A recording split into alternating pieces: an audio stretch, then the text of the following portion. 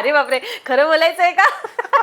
त्याच्यामुळे एकमेकांच्या वागण्यातूनच आम्हाला कळलं होतं की कुठेतरी पाणी मुरतंय. सावधान इंडियामध्ये आम्ही सेकंड टाइम भेटलो होतो.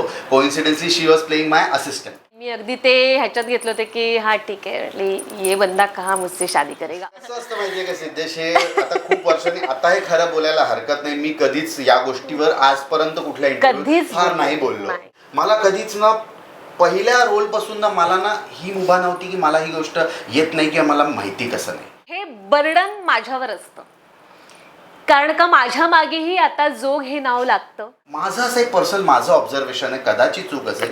मला वाटतं ती व्यक्ती जर का जिवंत असताना जो तुम्हाला फायदा होतो ना, ती कदाचित व्यक्ती नसताना तेवढा होत नाही. वडिलांच्या साईडनी तुम्ही म्हणाल तर संजय जोगच्या आधी म्हणजे त्यांचे आजोबा, माझे पणजोबा म्हणजे नाना जोग, हे सुप्रसिद्ध नाटककार, विदर्भ साहित्य संघ जे आहे त्याचे फाउंडर ते होते. माझे खापर पणजोबा हे बाळकृष्ण गुप्ते, आत्माराम गुप्ते, हे होळकरांच्या काळात म्हणजे त्या काळामध्ये he was the prime minister. तिकडनं जेव्हा प्रॉब्लेम झाले आणि ती एक फॅमिली तिकडनं ते लोक सगळे त्यांना पळून जावं लागलं, गुप्त व्हावं लागलं. ह्याच्यावरनं गुप्ते सरनेम पडलं. ॲक्च्युली गुप्ते हे सरनेम नाही आहे, सिकेपॅनमध्ये गुप्ते हे जे सरनेम आहे त्याला एक इतिहास आहे पूर्ण. तो चिटणीस वाडा जो आहे नागपूरचा, ते सगळे माझ्या आजोबांच्या वहिनी आहे. चिटणीसपुरा, चिटणीसवाडा. नमस्कार मंडळी, मी सिद्धेश गोपाळ. स्वागत आहे तुमचं स्टार मीडिया मराठीमध्ये. आज आपण रणजित जोग आणि प्रणाली धुमाळ जोग यांच्या घरी आलो आहोत. कलाकारांची पर्सनल लाईफ प्रेक्षकांना माहीत नसते, कारण आपण त्यांना पडद्यावरती बघत असतो आणि त्यांना खूप प्रेम देत असतो. आज आपण त्यांची लाईफ बघूया की कशी आहे आणि त्यांच्यासोबत गप्पा मारूया. सो पहिले तर स्वागत आहे तुमच्या दोघांचं. कसे आहेत दोघं? मस्त. तू कसा आहेस? मी पण मस्त मजेत आहे. रणजित काय सांगशील, किंवा प्रणाली तू सुद्धा काय सांगशील की आपण डायरेक्ट भेटीवरती जाऊया, कारण तुमच्या लग्नाला 2 वर्ष झालेली आहे. कशी होती पहिली भेट आणि कुठे भेटला होतात? कारण बऱ्याच स्टोऱ्या आल्या होत्या की सेटवरती भेट झाली होती किंवा क्राईम पेट्रोलला.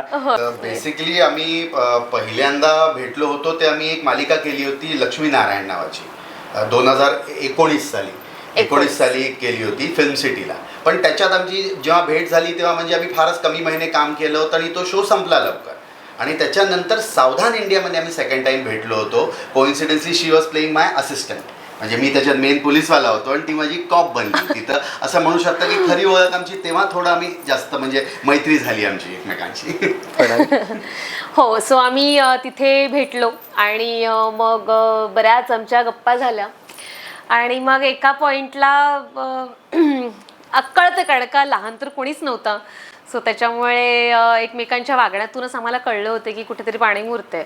सो पण बोललं कोणीच नाही, फक्त मला असं वाटतं की अगदीच कळून गेलं होतं ते. आणि रणजित मला म्हणाले होते की मला आवडेल लग्न वगैरे करायला, आणि मी अगदी ते ह्याच्यात घेतलं होतं की हा ठीक आहे, म्हटली ये बंदा कहा मुझसे शादी करेगा, असं वगैरे झालं होतं की हा नाही म्हणून. आणि एकदा मी डाक नावाची फिल्म केली. सो तेव्हा मी शूट करत असताना मला कॉल आला होता आणि मला रणजित म्हणाले होते की आईने तुला भेटायला बोलवलंय. म्हटलं काय? म्हटलं हो, तुला आईने भेटायला बोलवलंय, बोलायचं तुझ्याशी. आणि जे माझे हार्टबीट्स वाढले होते आणि माझा शॉट सुरू होणार होता आणि मी इतकी घाबरली होती. म्हटलं रणजित तुम्ही काय म्हणजे मला नाही विचारलं, काहीच बोलला नाहीत, आणि मग कसं काय डायरेक्ट तुम्ही असं कसं काय सांगितलं की म्हटलं. आणि मग जी नंतर मग इतके हसायला लागले ते. म्हटलं तुझी फिरकी घेतली, मला बघायचं तुझ्या रिॲक्शन्स. म्हटलं प्लीज, म्हटलं अशी फिरकी माझी परत कधीच घेऊ नका, कारण का माझ्यासाठी हा इतका सेन्सिटिव्ह विषय होऊन गेला होता की लग्न आणि हे ते सगळं. सो ती पहिली गंमत आणि शेवटची गंमत होती. सो मला वाटतं नंतर 3 एप्रिलला फायनली आईला रणजितने सांगितलं की अशा अशा पद्धतीची मुलगी आहे. आणि अगेन मला कॉल केला. म्हटलं प्रणाली, मी आईला सांगितलं. म्हटलं अच्छा ओके. म्हटलं मी खरंच सांगितलं? हा. म्हटलं ठीक आहे, सांगितलं, मग काय आता. म्हटलं तुला भेटायला बोलले? हां ठीक आहे. मी ते नंतर इतकं कॅज्युअली घेतलं की मला ते खरंच वाटे ना, कारण का ऑलरेडी इतकी गंमत करून झाली होती. मला वाटलं पुन्हा एकदा हे गंमत करतात, कारण का माझ्या खरंच डोक्यातही नव्हतं की हा माणूस माझ्याशी लग्न वगैरे करेल, कारण का अनेक माझ्या गोष्टी डोक्यामध्ये होत्या. सो मला खरंच वाटत नव्हतं. आणि म्हणजे मला भेटायला बोलवलं, मी आले. मी तेव्हा नाशिकला शूट करत होते, योगेश्वर जयशंकर, आणि मी नाशिकहून रणजितला इथे मलाडला भेटायला आले. आईशी भेटले, त्यानंतर मी पुन्हा एकदा शूटला गेले त्यानंतरही आमचं बोलणं सुरू आहे की केव्हा तारीख, आणि मग काय काय लग्नामध्ये काय काय असणार आहे, काय काय तयारी करायची आहे, काय काय खरेदी करायची आहे. आणि एका पॉईंटला रणजितने मला विचारलं, तू हॅपी आहेस ना? मी म्हटलं हो हॅपी आहे. म्हणून म्हटलं अजूनही मला ते म्हणजे रुचलंच नव्हतं. म्हणजे 15 दिवस मी खरंच पूर्णपणे ब्लँक होते की हे खरंच होतंय का. सो अशा पद्धतीने ते नंतर 15 दिवसानंतर जेव्हा लग्न झालं आमचं त्यावेळेस मला कळलं की हा हे झालंय, हो हे घडलंय. सो अशा पद्धतीने माझा अनुभव होता लग्नाचा की 15 दिवस तर मी पूर्णपणे शॉकमध्ये होते की हे सगळं घडतंय. म्हणजे खरेदी झाली, सगळं झालं, इन्व्हिटेशन दिलं, आपण गेलो तिथे, लग्न केलं, आणि म्हणजे असं हा लग्नाचा दिवस म्हणजे की हो हो हे घडतंय, घडलंय. सो मजेशीर होतं म्हणजे ते. असं असतं ना की आपण एखाद्या मुलीला म्हणजे एखादी मुलगी आपल्याला जर आवडायला लागली, सो तिच्यामध्ये काही क्वालिटीज असतात ते आपल्याला आवडायला लागतात, म्हणून आपण तिला विचारतो लग्नासाठी. अशी कुठली क्वालिटी प्रणालीमध्ये होती जी तुला आवडली आणि तू तिला लग्नासाठी मागणी घातली? मला वाटतं बेसिकली एक तर आमचं खूप छान मैत्री झाली होती. एकमेकांना समजून घेणं हे खूप महत्त्वाचं असतं. आम्ही दोघे एकाच सेम प्रोफेशनमध्ये होतो, त्यामुळे कदाचित त्यावेळेस जेव्हा मी सावधान इंडिया जी म्हणते मी करत होतो त्याच्यात थोडा आधी कोविडचा काळ होता आणि तो 2 वर्षांना सगळ्यांच्या आयुष्यात खूप टफ गेली. तर ते त्याच्यामुळे ना बऱ्याचशा गोष्टी, कलाकाराचे वेगळे प्रॉब्लेम्स होते. आपण सगळे न्यूजवरही बघत होतो कोणाकोणाची किती वाईट परिस्थिती झाली आणि काय काय लोकांना करावं लागलं. अशा ह्याच्यात जेव्हा तुम्ही एखादी व्यक्तीशी शेअर करता माहिती तर तुम्हाला ना एक ती वाईब मला तिच्याकडनं मिळाली. कुठेतरी मला असं वाटलं की ही जे मी बोलतोय हिला कळतंय, ही माझ्या गोष्टी माझी पण सिच्युएशन समजून घेते. तर ते कुठेतरी ती अशी वाईब हळूहळू जुळत गेली आणि ती मॅच्युअर्डली ते न कळत झालं. म्हणजे असं काही स्पेसिफिक मी नाही म्हणणार की ही एक क्वालिटी तिच्यामध्ये मी बघितली म्हणून मी लगेच ठरवलं की बाबा हिला लग्नासाठी विचारा, असं नाही. ते नैसर्गिकरित्या होत गेलं दोघांकडनंही आणि ते झालं. तर ते खूप असं आश्चर्यजनक नाही जसं ती म्हणते की तिला आश्चर्य झालं, तर नेहमी त्या ह्यानी, कारण माझे थोडंसं रिजिड लग्नाच्या बाबतीचे विचार होती. कारण तिने कधी कधी माझ्याशी डिस्कस केलं होतं, तर माझं तिला असं वाटलं होतं बोलण्यातून की कदाचित नाही होणार असं, म्हणजे लग्न वगैरे नाही करणार किंवा हा असं होतं. असं थोडासा म्हणजे असं फार लग्न या गोष्टीवरती मी कधी विचार सिरियसली केला नव्हता. तर त्यामुळे मला तिला तसं वाटलं असावं, पण ते एक छान ऑटोमॅटिक वाईब जोडली. So we went ahead. जे वाटलं मनाला ते केलं. ऍक्च्युली आमचे बऱ्यापैकी सगळे विचार जुळतात. म्हणजे धर्माला घेऊन, सामाजिक गोष्टींना घेऊन, पॉलिटिक्स मधलं मला पत्र काही कळत नाही, तो त्यांचा वेगळाच विषय, त्यांचा वेगळा विषय आहे. पण कुटुंबाला घेऊन, भावनांना घेऊन, प्रेमाला घेऊन, काही कौटुंबिक पर्टिक्युलर तुम्ही म्हणाल तर ही एक क्वालिटी म्हणू शकता. कारण मी जरी किती म्हणजे ग्लॅमर फील्डमध्ये गेले, आज 20 वर्ष काम करतोय, पण मी बऱ्यापैकी फॅमिली मॅन आहे. म्हणजे मला नाती, आई, बहिणी, कझिन्स हे सगळं आमचं ना फॅमिली खूप एक म्हणजे इंटॅक्ट फॅमिली आहे. म्हणजे आय एम व्हेरी लकी की आमची फॅमिली ना खूप म्हणजे जॉईंट फॅमिली नसूनही आम्ही जवळपास जॉईंट फॅमिलीसारखे राहतो असं तुम्ही म्हणू शकता. तर तिचे पण तेच विचार होते. हा एक पॉईंट तुम्ही म्हणू शकता. ती सुद्धा तिच्या बहिणीशी खूप अटॅच्ड आहे, तिच्या आईशी खूप अटॅच्ड आहे. तिला पण वडील, तिचे वडील लवकर गेले, माझेही वडील खूप लवकर गेले.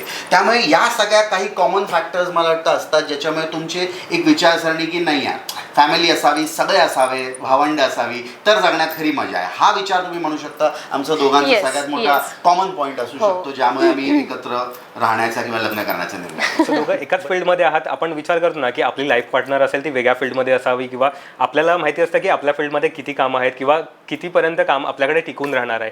काम असणं, काम नसणं, किंवा ही फेज येतेच प्रत्येकाच्या लाईफमध्ये. सो ती कशी टॅकल केली आहे तुम्ही, किंवा त्या फेजमधून तुम्ही गेलात का?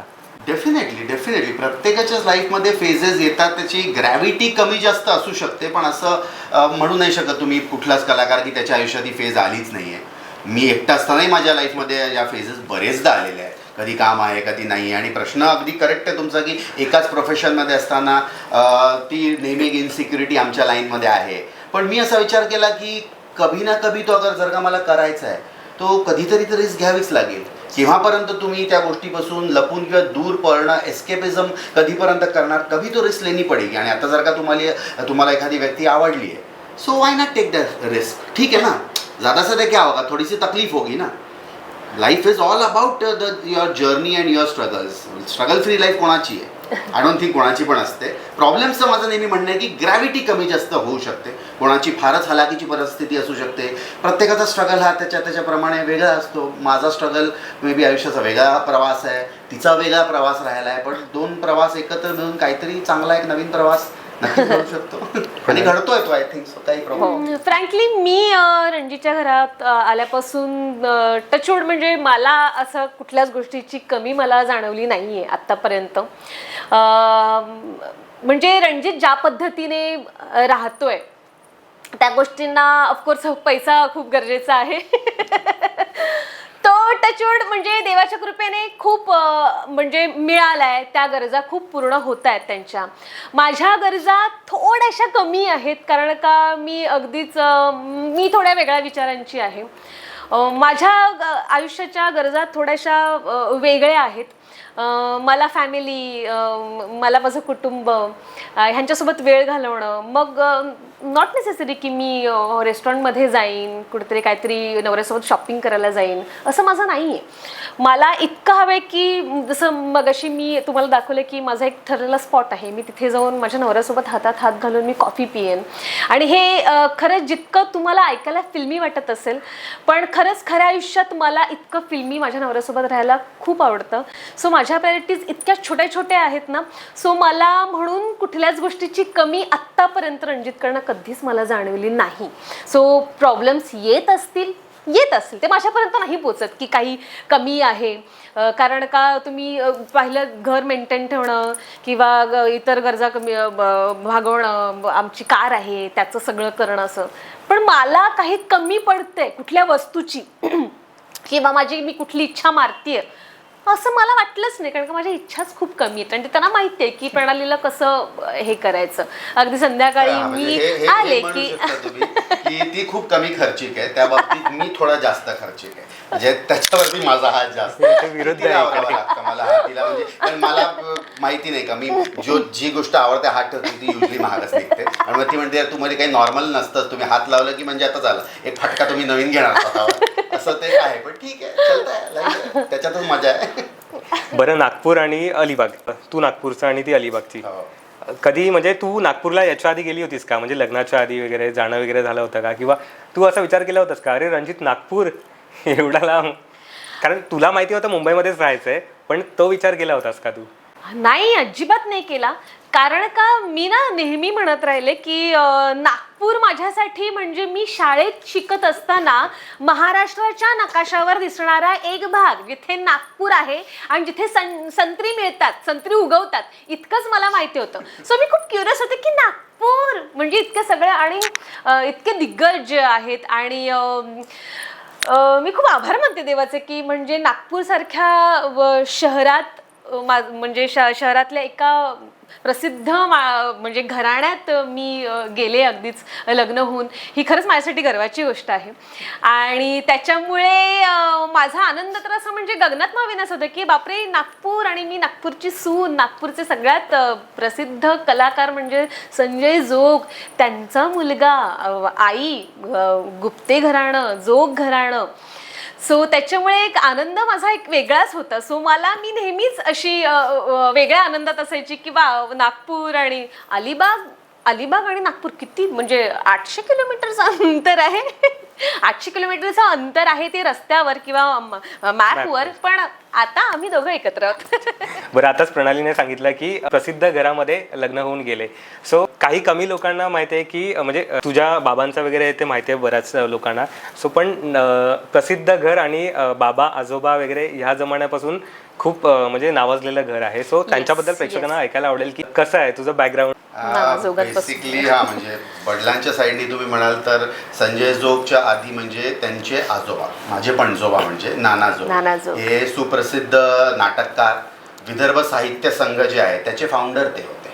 आजही तुम्ही विदर्भ साहित्य संघ नागपूरला याल तर ब्रह्मस्थानी त्यांचा पुतळा आहे आणि त्यांच्या नावाने नवीन लेखकांना आजही पुरस्कार दरवर्षी ती कॉन्टेस्टमध्ये दिला जातो. त्याचं रोख रक्कम आय थिंक 5,000 रुपयाचं बक्षीस पण आहे. तर असं ते म्हणजे 4 पिढ्या, म्हणजे मी 4थी-5वी पिढी आहे. आणि सिमिलरली हेही बरेच लोकांना माहिती नाही की माझ्या पणजोबांचे 2 भाऊ, म्हणजे एक कोल्हापूरचे प्रसिद्ध विष्णुपंत जोग, हे सुद्धा माझ्या पणजोबांचे सख्खे भाऊ. तर ते सुद्धा ते 1936 वगैरेच्या सिनेमांमध्ये वगैरे ब्लॅक अँड व्हाईट एरामध्ये काम केलेले आहेत सगळे. आणि इवन त्यांच्या बहिणीसुद्धा. तसं या साईडनी फिल्मी बरंच हे होतं. आणि आईच्या तिकडनं तुम्ही म्हणाल तर तिकडनं एज्युकेशनल आणि एक रॉयल फॅमिलीचा वारसा आहे. कारण माझ्या आईचे म्हणजे माझे खापर पणजोबा हे बाळकृष्ण गुप्ते, आत्माराम गुप्ते हे होळकरांच्या काळात म्हणजे त्या काळामध्ये he was the prime minister of that dynasty या. आणि ते लोक कलकत्त्याला ते त्यांच्या नेतृत्वाखाली कलकत्त्याचे जे ते सिंह बनले रेल्वे स्टेशनला हे त्यांच्या नेतृत्वाखाली बनले. That was he was place there म्हणजे posted there by the Holkar dynasties. हां, तर ते असं बराच मोठा तो त्या साईडनी पण इतिहास आहे. आणि ते खरं तिकडनं जेव्हा प्रॉब्लेम झाले आणि ती एक फॅमिली तिकडनं ते लोक सगळे त्यांना पळून जावं लागलं, गुप्त व्हावं लागलं. ह्याच्यावरनं गुप्ते सरनेम पडलं. ॲक्च्युली गुप्ते हे सरनेम नाही आहे. सिक्कीपॅनमध्ये गुप्ते हे जे सरनेम आहे त्याला एक इतिहास आहे पूर्ण. तसं तिकडनं ते सुद्धा आहे. आणि माझे आजोबासुद्धा जे होते ते सुद्धा होळकरांशी म्हणजे इंटरकनेक्टेड आमचं नातं आहे. ॲक्च्युली ते बरंच कॉम्प्लिकेटेड आहे पण आहे ते. म्हणजे आजही म्हणतात त्यांच्या वेळेचे ते गमतीशीर गोष्ट आहे की त्यांच्या वेळेचं म्हणतात ते जेव्हा कलकत्ता सोडून आले तर त्या काळचे प्री इंडिपेंडंट खूप वर्ष आधी तेव्हाचे 70,000 रुपये आजही तिकडच्या बँकेत आहे म्हणतात. पण त्याच्यासाठी केस लढावी लागेल. कदाचित 700 करोडी असतील ना. म्हणजे कधी कधी म्हणते की लढायची काय केस गमतीचा भाग झाला. म्हणजे अशा गमती जमती मी इतिहासात माझ्या आईकडनं गोष्टी ऐकत राहतो. चिटणीस वाडा जो आहे नागपूरचा ते सगळे माझ्या आजोबांच्या बहिणी आहे. चिटणीसपुरा, चिटणीसवाडा. जसं आमच्या इथले चित्रलेखा भोसले या राणी नागपूरच्या, तर त्यांच्या सगळे पाहणारे चिटणीस लोक ते आमचे नातेवाईक आहे आईचे सगळे. तो like a very old family असं म्हणू शकता तुम्ही की we are quite a old family from Vidarbha. विदर्भाची बरीच जुनी फॅमिली आहे. आता जुनं तू सांगितलंस त्यामुळे खरंच खूप मोठा, आता हिने सांगितलं होतं प्रणालीने, खूप मोठ्या घरात ती गेलेली आहे. सो प्रणाली, तुझं सुद्धा मला ऐकायला आवडेल कारण आपली जर्नी आता रणजितने सुद्धा सांगितलं की त्याची सुरुवात वगैरे तशी झाली होती. सो तुझं कसं झालं होतं? माझं बेसिकली मी मुळात एक डान्सर आहे आणि मी खरंच एका खूप छोट्या घरातून मी आलेली आहे. माझे बाबा अगदीच ST ड्रायव्हर होते, त्यानंतर स्वतःची रिक्षा होती. माझी आई अगदीच शेतमजुरी करणारी, अगदी इतक्या छोट्या घरातली मी मुलगी आहे. सो त्यानंतर मला डान्सची आवड खूप होती. सो मी डान्स सुरू केला. मी अगदीच मला असं वाटते 10 वर्षाची असताना मी डान्स सुरू केला. त्यानंतर माझं प्रोफेशन माझं ह्याच्यात बदललं. सो त्याच्यानंतर मी डान्स क्लासेस घेतले. ॲज अ डान्स टीचर म्हणून होते मी एका स्कूलमध्ये.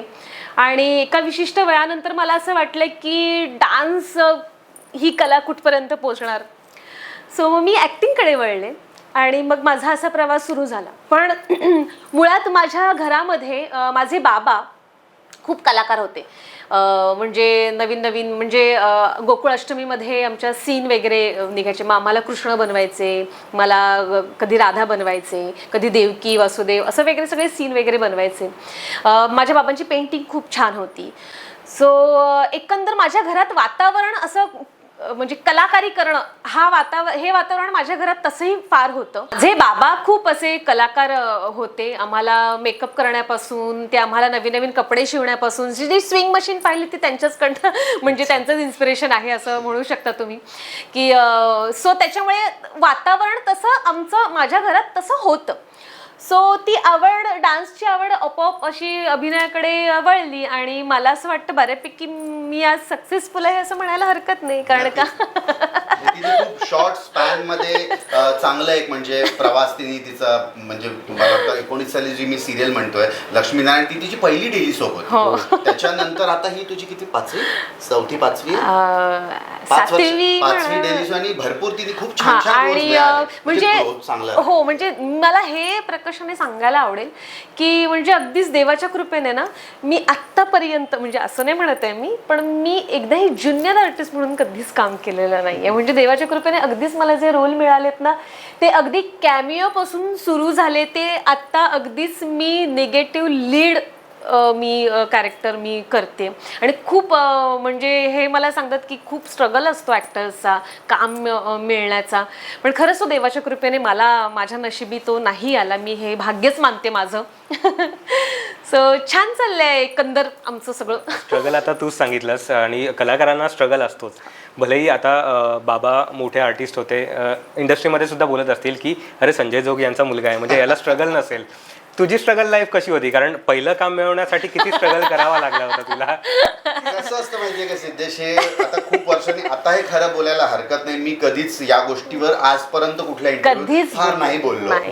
असं एक ना लोकांचा समज असतो की तुम्ही फलाण्याचे मुलगा आहात तर सोपं असतं. सोपं ना फक्त तुम्हाला पहिलं काम मिळण्यासाठी असतं. ते मी डेफिनेटली म्हणू शकतो, मी डिनाय करूच नाही शकत. बिंग संजय जो सन, मला एक पहिल्या संधी मिळते, तुम्हाला 1-2 मिळू शकतात.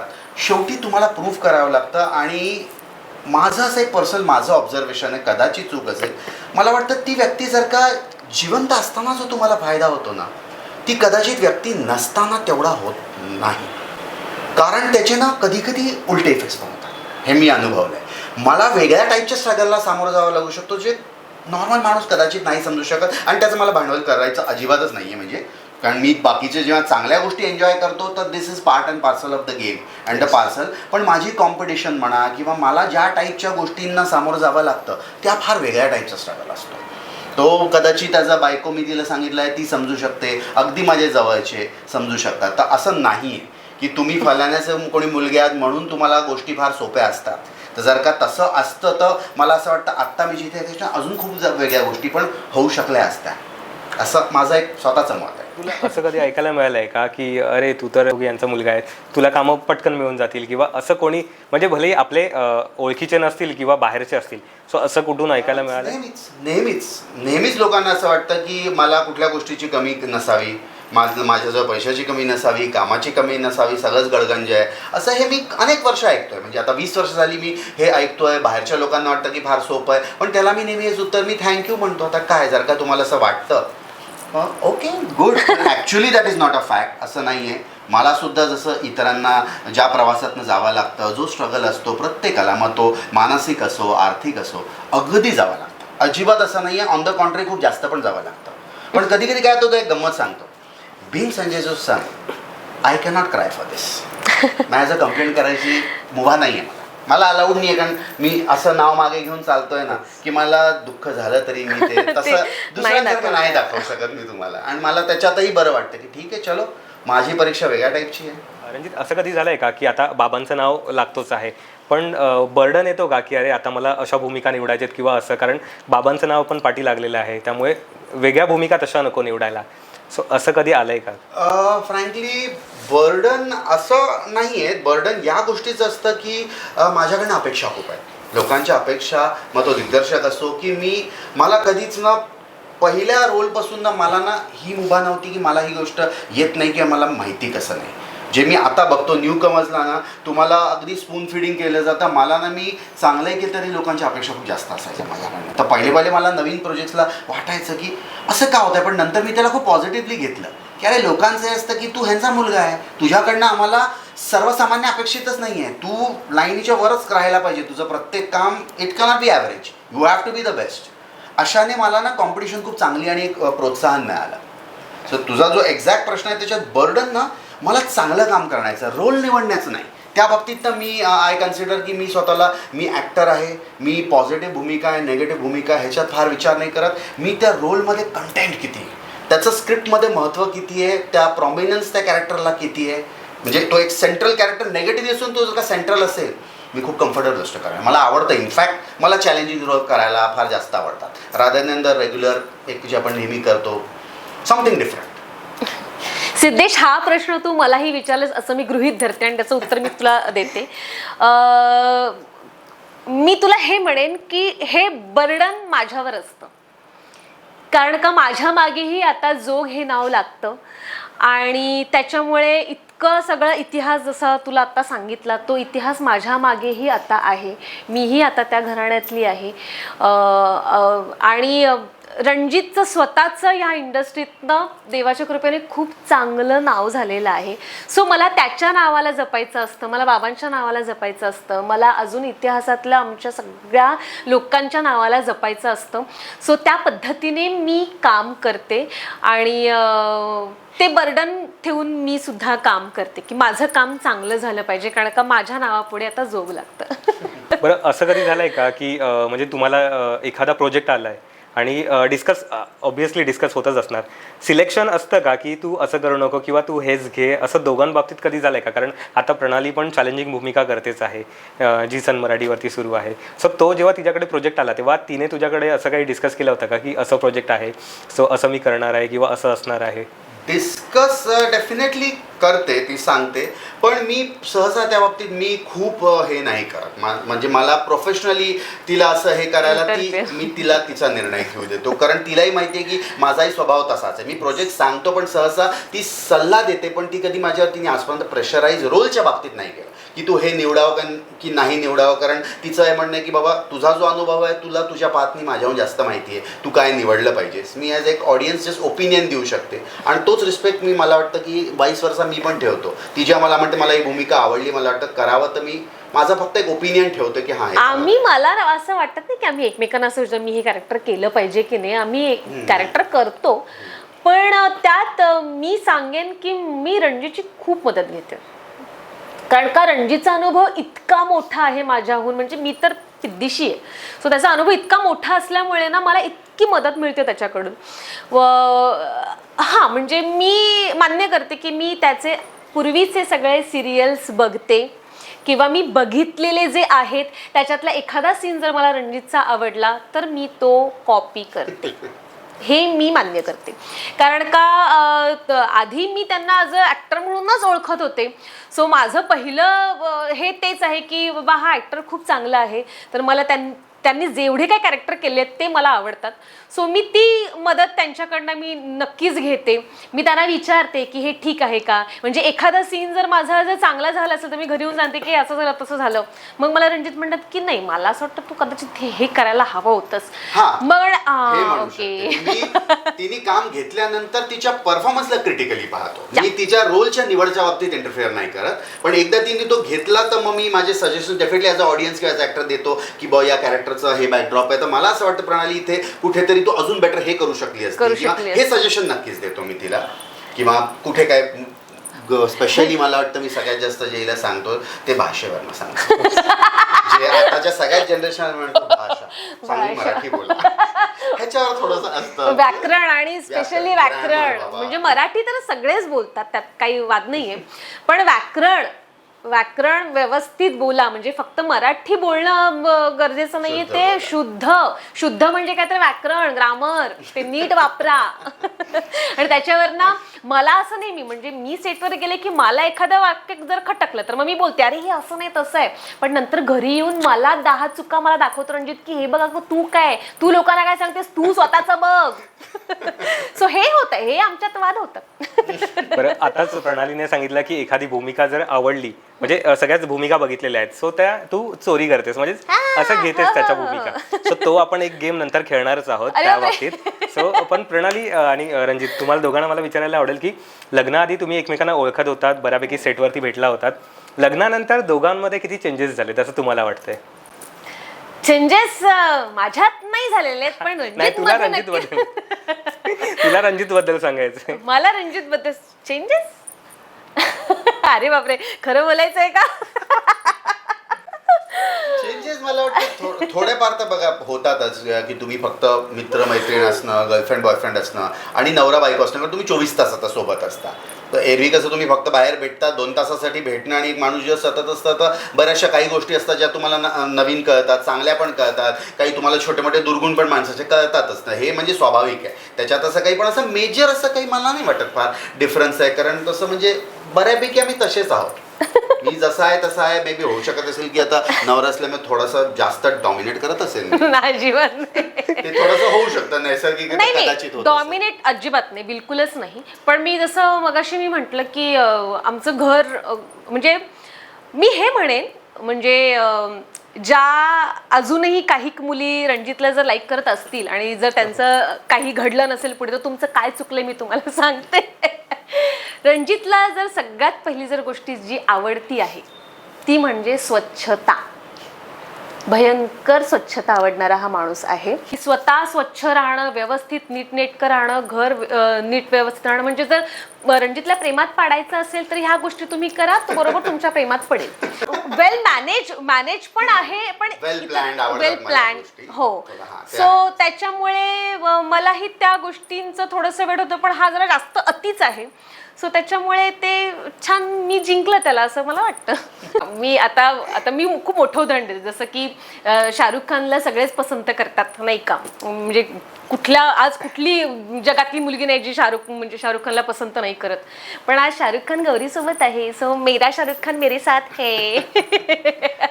असं आहे ते थोडं. दोघेही या फील्डमध्ये आहात. अशी फॅन मोमेंट काही तुम्हाला आठवते का? मला आठवतं जेव्हा मी म्हणजे मी जसं म्हटलं की नंतर आम्ही सावधान इंडियाच्या वेळेस वगैरे आम्ही भेटलो होतो. सो आम्ही नंतर मग असं डिनरला वगैरे आम्ही जायचो.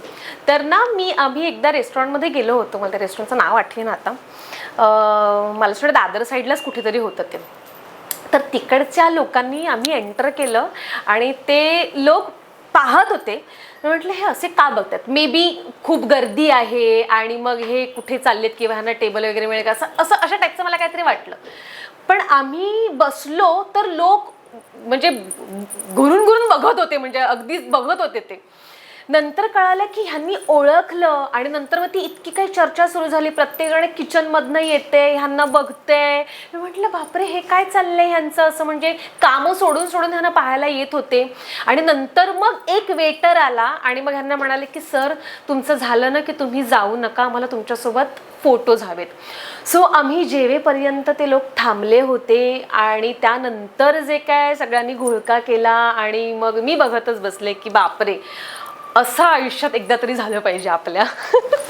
फॅन मोमेंट म्हणशील तर फ्रँकली आता मी अनेक वर्ष काम करतोय त्याच्यामुळे फॅन्स येतातच भेटायला. पण आता हिच्याशी संदर्भात जर का सांगायचं म्हटलं तर मला असं वाटतं की जे तिने अनुभवलं असेल सोबत, तर आम्ही आता मध्ये आमच्या कुलदेवीच्या दर्शनाला गेलो होतो, कार्लाच्या देवीच्या आई वगैरे. तर तिची आई तिची बहीण हे सगळे आमच्या सोबत होते आणि तिथे त्यांना तो अनुभव नव्हता, कारण मी कसं आता आधीपासून माझ्या बाबांचं मी ते बघितलंय की असं होतं. तर त्यांना ते खूप मजेशीर वाटलं की तिथे गेल्यावर तिथे VIP दर्शन झालं, लगेचच आम्हाला मागून बॅकडोर एंट्री मिळाली आणि ते सगळ्या लोकांनी माहिती मग फोटोज काढणं हे ते. तर तिच्या घरच्यांचं जे ते बघताना मला ते जास्त आनंद वाटला की चला म्हणजे त्यांना ते त्यांच्यासाठी वेगळा अनुभव होता तो. किंवा मी तिच्या एका मानलेल्या भावाच्या लग्नाला आम्ही अलिबागला गेलो होतो, तर ते म्हणाले होते की येतील का रणजित, येतील का? म्हणे मी नक्की म्हणे जर का शूटिंग नसेल तर येतील. मला म्हणाली चलशील का? म्हटलं जाऊ, त्यावेळेस मी फ्री आहे.